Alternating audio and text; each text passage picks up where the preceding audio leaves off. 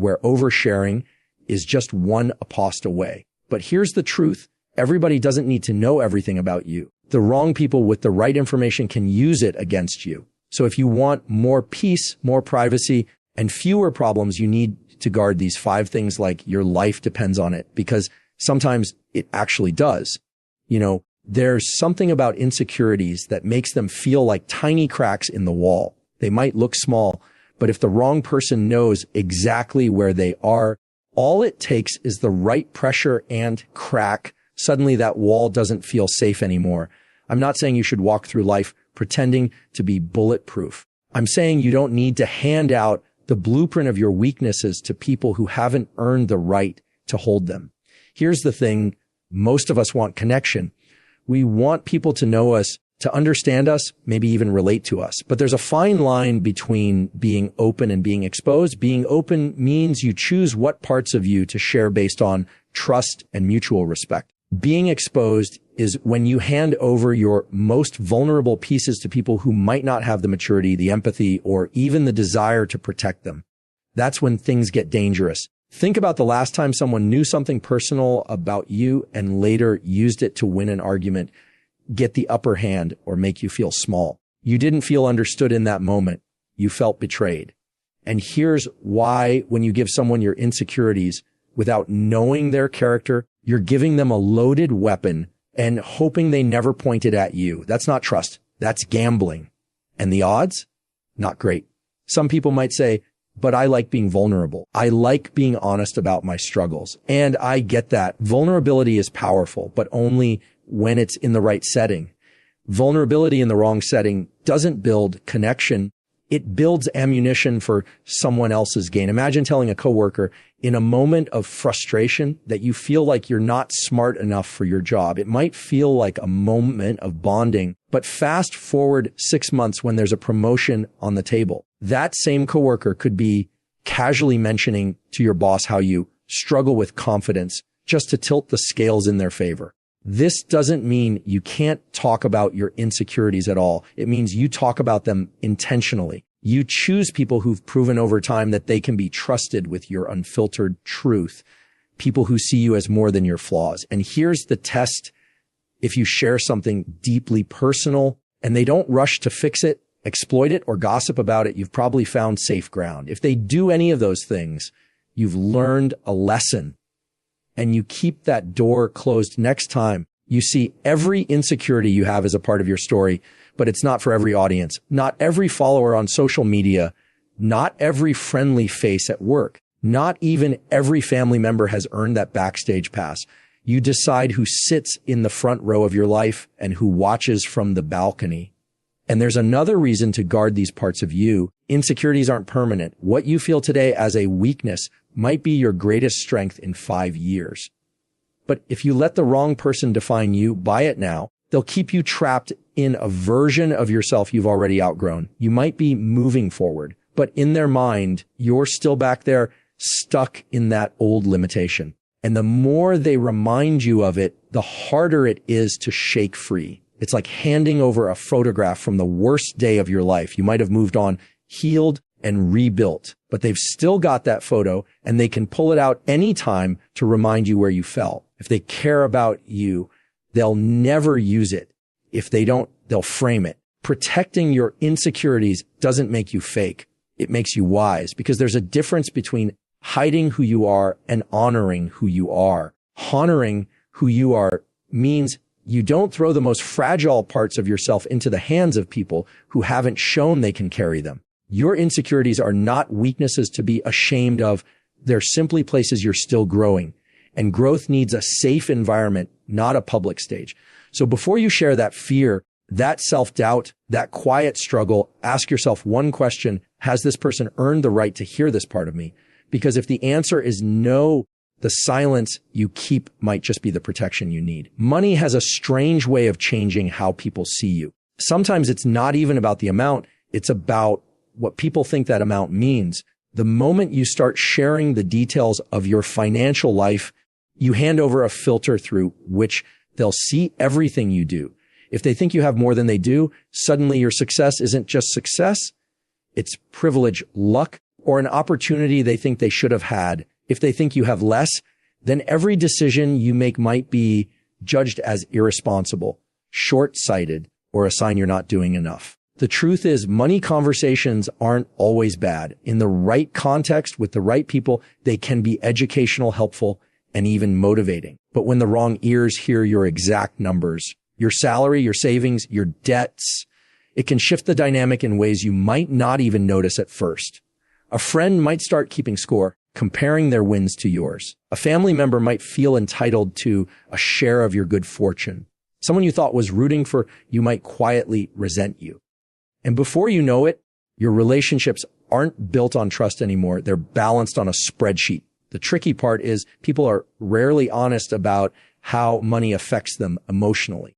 They won't tell you outright that knowing your income makes them feel competitive or insecure. They'll just start acting differently. Maybe they stop inviting you to certain things because they assume you wouldn't want to go. Maybe they start dropping hints about needing help or expecting you to pay more often. Or maybe they start questioning how you spend your money, even when it has nothing to do with them.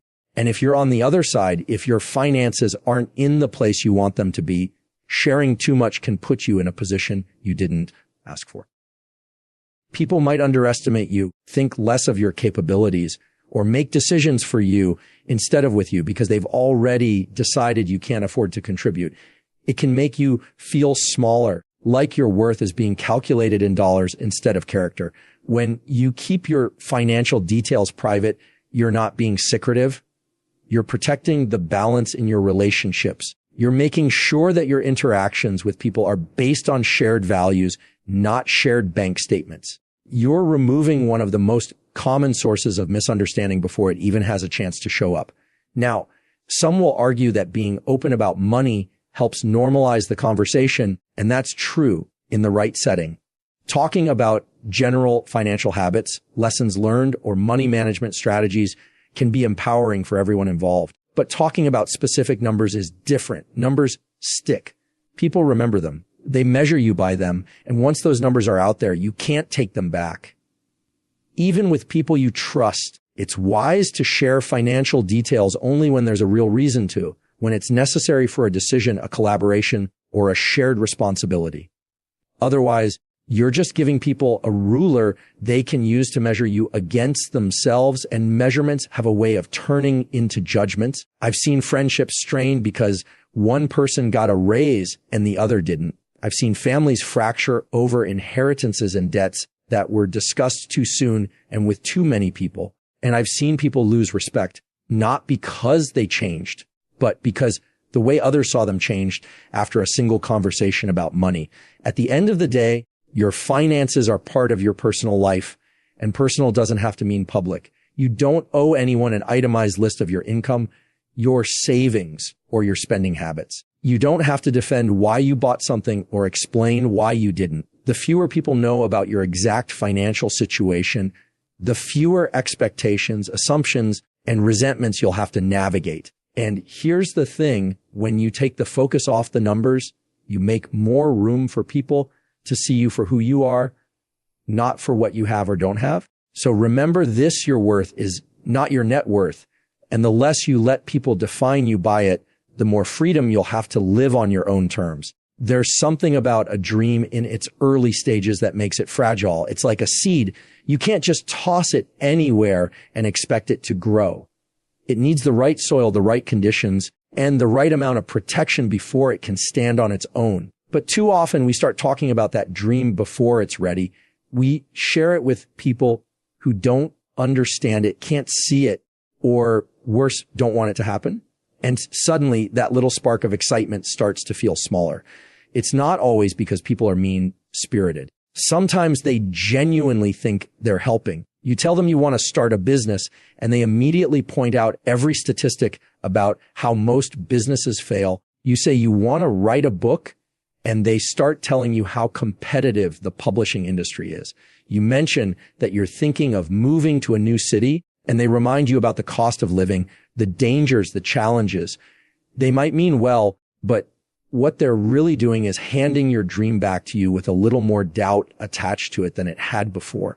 The problem is Dreams are most vulnerable in the beginning before they have proof to back them up. And when you invite too many opinions into that space, it's like letting someone step on the soil where you just planted the seed. Even if they don't destroy it completely, they can slow its growth.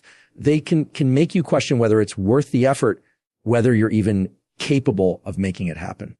Sometimes it's not even the doubt they give you. It's the ownership they try to take. You tell someone your idea and now it's theirs too.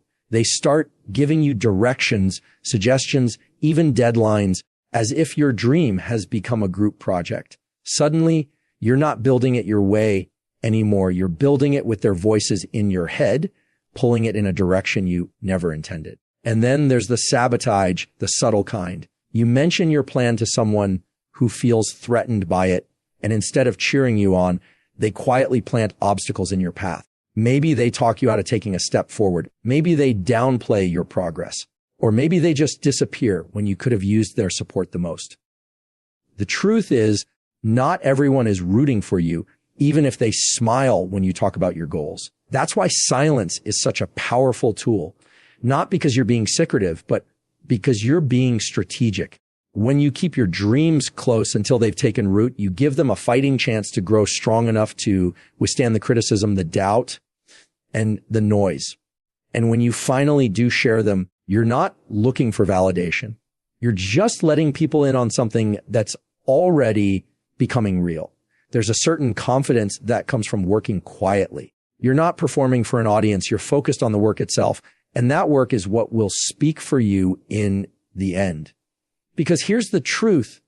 Once your dream starts producing results, those results will silence a lot of the people who would have talked you out of it in the beginning. It's hard to argue with something that's already in motion, already succeeding, already standing on its own. Some of the most successful people you'll ever meet didn't broadcast their plans. They moved quietly, let their progress accumulate in the background, and only revealed what they were doing when it was undeniable. They weren't hiding, they were protecting. And they understood that a dream isn't something you throw to the crowd for approval.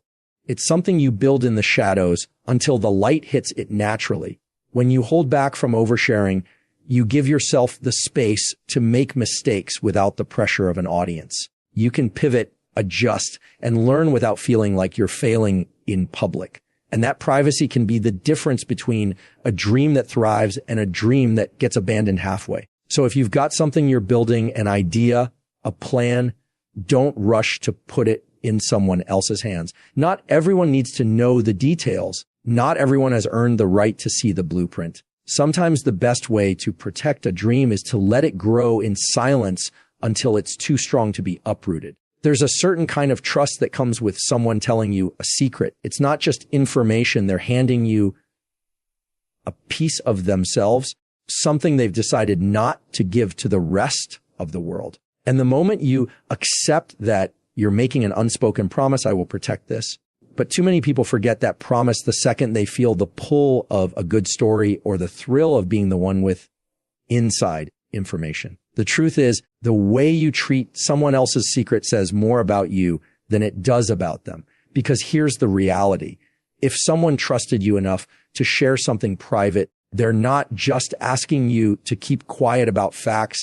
They're asking you to keep safe the emotions, the risks, and the vulnerability that came with telling you in the first place. Breaking that trust doesn't just expose their information, it exposes your character. We live in a world where people overshare without even thinking about it. A private conversation becomes a casual text to a friend. That text becomes a side note in another conversation.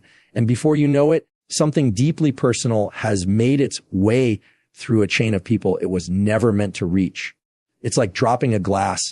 It's quick, it's careless, and you can never put it back the way it was. And here's the part a lot of people miss. You don't have to tell the whole story to break trust. Even dropping hints, harmless details, or leading comments can make the same kind of damage. You might think you're being vague, but all it takes is one person connecting the dots, and suddenly the secret is out. Sometimes people justify it to themselves. I only told one person. They're not going to tell anyone else. It's not like I mentioned names. But when you strip away the excuses, the result is still the same. You've taken something that wasn't yours to share and you've put it out in the open. The truth is, not sharing someone's secret is about discipline. It's about resisting the urge to be interesting or to feel important because you know something other people don't. It's about valuing the relationship more than the temporary rush of being the one who knows. And here's something I've learned. If you're willing to share someone else's private information, people notice. They might not call you out on it, but they're paying attention. If you talk about other people's business to them, they'll assume you'll talk about their business to others. And slowly, without you even realizing it, the trust people have in you starts to shrink. On the flip side, when you consistently keep other people's confidences, you build a reputation that's worth more than almost anything else. People feel safer around you. They open up more. They invite you into parts of their lives they wouldn't share with just anyone. And that kind of trust doesn't just strengthen relationships. It makes you the kind of person others want to have in their corner. It's also worth remembering that sometimes a secret isn't just personal, it's protective. It could be about someone's safety, their career, their family, or their mental health. Sharing it could cause real damage that you can't undo. What might seem like a small slip to you could be a life-altering problem for them. That's why it's so important to treat every piece of personal information as if it matters, because to the person who shared it, it does. And even if you think it's harmless, it's not your call to make. If you didn't create it, if it's not your story, it's not your right to tell it. So the next time someone trusts you with something private, think about what it took for them to share it with you. Think about how you'd feel if the roles were reversed. And think about whether the short-term satisfaction of telling someone else is worth the long-term damage of losing their trust forever. Because the moment you share what wasn't yours to share, you can't take it back. And the person who trusted you may never look at you the same way again. One of the most powerful advantages you can have in life is letting people see your results before they ever see your plan. The moment you start telling everyone your next move, you open the door for opinions, expectations, and sometimes even resistance that you didn't ask for. And here's the thing. Once you put it out there, you can't pull it back. You've given people a map, and now they can watch your every step, question your pace, and judge you before you even reach the destination. There's something to be said for moving quietly, not because you're afraid, but because you understand the value of focus. When you keep your plans to yourself, you get to work without the pressure of an audience. You're not performing. You're not defending every decision. You're not explaining why you're taking this path instead of that one. You're just doing the work. And when the work is done, it speaks for itself in a way words never could. The problem with announcing your plans too early is that people will start reacting before you've even had a chance to act. Some will cheer you on, sure, but others will doubt you, criticize you, or try to talk you out of it altogether. They'll tell you all the reasons it won't work, all the obstacles you might face, all the ways they think you should do it differently. And even if you don't mean to, you'll carry some of those voices with you while you're working. That's mental space you could have used for problem solving and creativity, now taken up by other people's fears and limitations. There's also the risk of sabotage, and it doesn't always look obvious. Sometimes it's subtle. Someone quietly competing with you, rushing to beat you to an idea, or planting seeds of doubt so you slow down. The less people know about your next move, the fewer opportunities they have to interfere with it. Another thing to remember is that plans change. What you thought was the next step today might not be the right step tomorrow. If you've already told everyone, now you have to deal with the questions, the confusion, the I thought you were going to conversations. But if you've kept it to yourself, you can pivot without having to justify yourself to anyone. That kind of flexibility is worth protecting. There's a quote that says, don't tell people your plans, show them your results. And it's not about being secretive for the sake of mystery. It's about understanding that progress is often safest when it's quiet. The more time you spend explaining yourself, the less time you have to actually execute. Think about it like planting a garden. You wouldn't dig up the seeds every week to show your neighbors how they're doing. You'd keep them in the soil, let them get the sunlight and water they need, and trust the process until you see something sprout. That's how you treat your next move. Nurture it in private until it's strong enough to handle the outside world. And when the results do come, it's a different kind of satisfaction. You don't have to